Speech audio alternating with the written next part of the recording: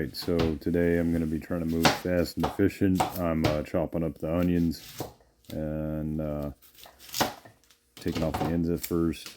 Then I'm going to chop the onion in half. And then after that I go in and remove the skin. That's the fastest way to do it. And now that I have the skins off, I'm going to go ahead and chop it into fourths here in a minute. Just so it fits in the blender.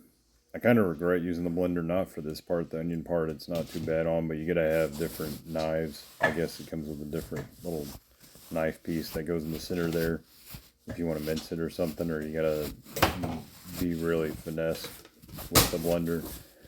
As you see, I'm trying to use this Ninja, and I'm gonna get it put together fine and all that, but the problem is later moisturizer. Trying to finesse it there. I'm trying to not apply it for that long. But yeah, sorry, I'm trying to work on my voice a bit here. I haven't liked my voice a lot, but yeah, so we're just adding the fajita veggies. That's the first part of the fajita veggies. We're adding the onions there, and I think I'm done with that part, showing you the texture and consistency. It ain't too bad for minced onions. Now we're on to the tomatoes, and I'm going to be cutting these into fourths, and I'm going to try to put them in the Ninja. And that's where this goes south a little bit. Any ugliness you see in the tomatoes is because of what I'm doing right here. I'm going to cut ahead or fast forward.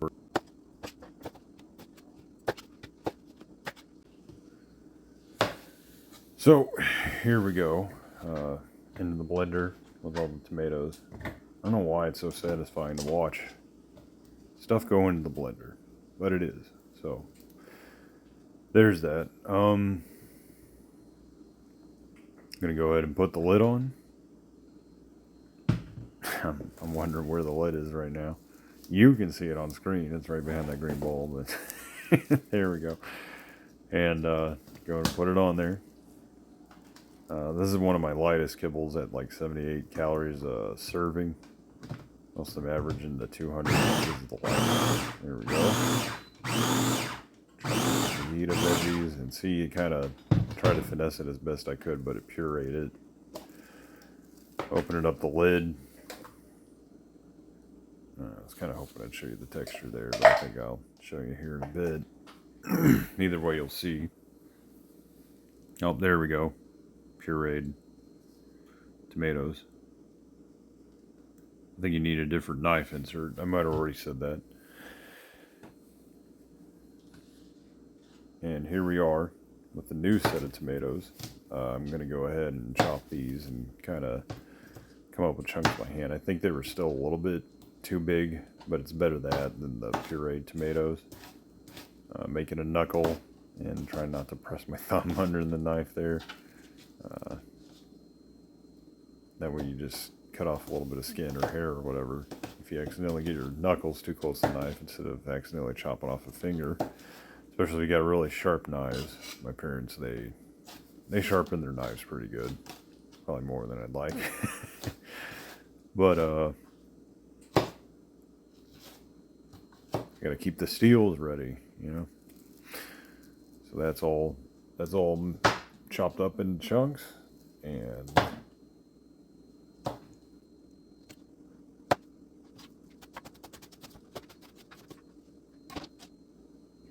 I'm going to show you the consistency here in a sec of the tomatoes. They're nice chunks. They're about the right size, actually. I think I'm too harsh on myself sometimes. And now I'm going to go ahead and put it in the bowl. And here we are with the chicken. Ground chicken here in a minute. I took that mat. I got these cool mats that you cook different things on. So I took the veggie mat off. Now I'm cutting open the meat. I'm going to shove the meat into that pan there. I'm going to cook it. I'm going to use a spice rub. I'll tell you what it is in a minute, but it's not the usual gang of five. Gang of five is garlic powder, onion powder, salt, pepper, And then the last of the 5 is Tony's, or some kind of Cajun seasoning, whatever you like. I didn't use just that today. I used, I'll tell you in a minute,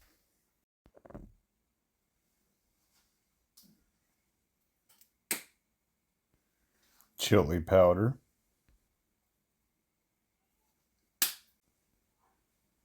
paprika,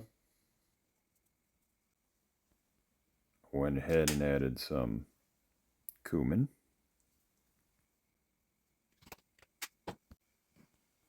and then I added some Tony's.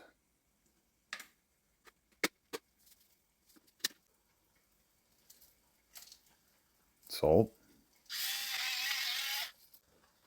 And some pepper.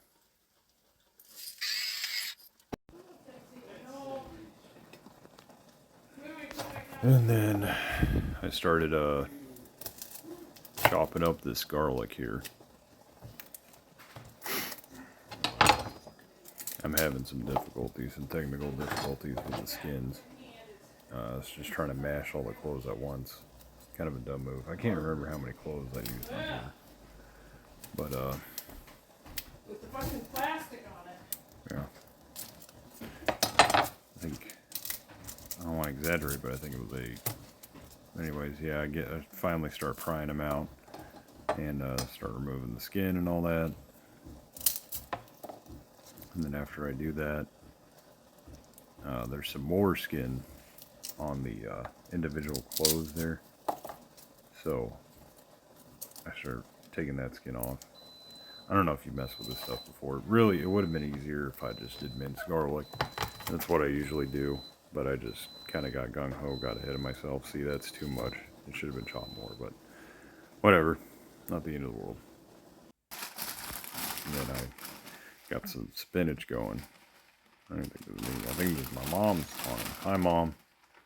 Mom's really good at cooking. Mom's so good at cooking, she can manage not to burn spinach, which I don't know how you do that. But I burn pretty much everything. Hello? There we go. See, look at that. Look how green that is. So now we got the layers ready to go. We do spinach for one layer. Do ground chicken for the next layer. You can say whatever you want. They ain't gonna hear you. Hi. Hi there.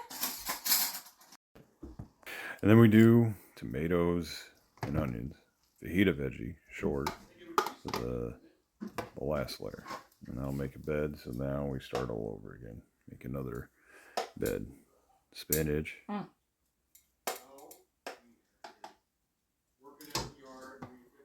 Ground chicken. Which I didn't even know existed until I started cooking this recipe. It's pretty cool that they make ground chicken. And then fajita veggies all over again. You just keep repeating that until you get to the top of your 1 liter or 2 liter Tupperware container. How many layers you want? You want 3 I'm layers? put the macros here. 78 calories, some protein, all that jazz. And there it is in all its beauty. Thanks so much, Mom, for helping. Hi, Avery Vlad. Bye.